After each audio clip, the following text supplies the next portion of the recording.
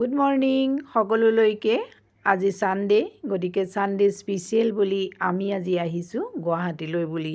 চাওকচোন, খুব সোনকালেই ঘৰৰ পৰা ওলাই আহিছোঁ। পুৱাৰ পৰিৱেশটো ইমান ভাল লাগিছে আৰু মই ভাবিলোঁ অকণমান ভিডিঅ'টোৰ জৰিয়তে আপোনালোককো দেখাওঁচোন। দেখিছেনে পুৱাৰ কি সুন্দৰ এক পৰিৱেশ আমি আহি আছোঁ।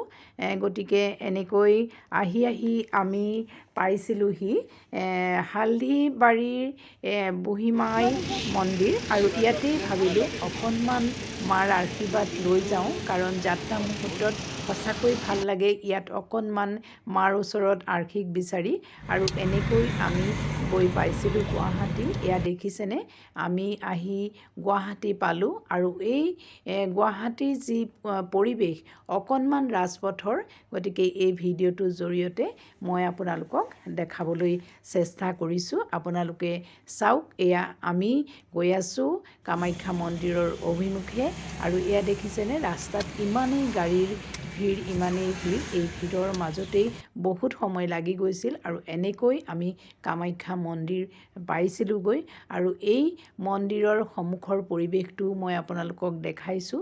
চাওকচোন, ইমান ভাল লাগিছে। আৰু এনেকৈ আমি ধূপ চাকি জ্বলাইছিলোঁ, আৰু জ্বলায়েই আমি এনেকৈ ঘৰমুৱা হৈছিলোঁ। নীলাচল পাহাৰৰ বুকুৱেদি আমি আকৌ ঘৰমুৱা হৈছিলোঁ।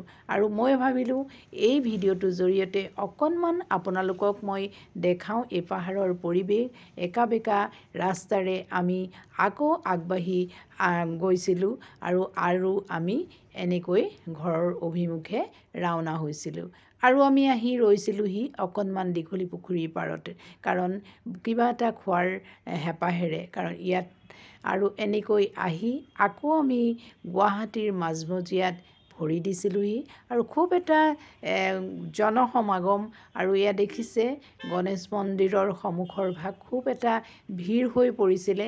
আৰু সেই মুহূৰ্ততেই পৃথিৱীলৈ সন্ধ্যা নামি আহিছিল, আৰু খুব ভিৰৰ মাজত আমি ৰৈ গৈছিলোঁ। আৰু এনেকৈ ভিৰ ভাৰৰ মাজত আমিও একোগৰাকী পথযাত্ৰী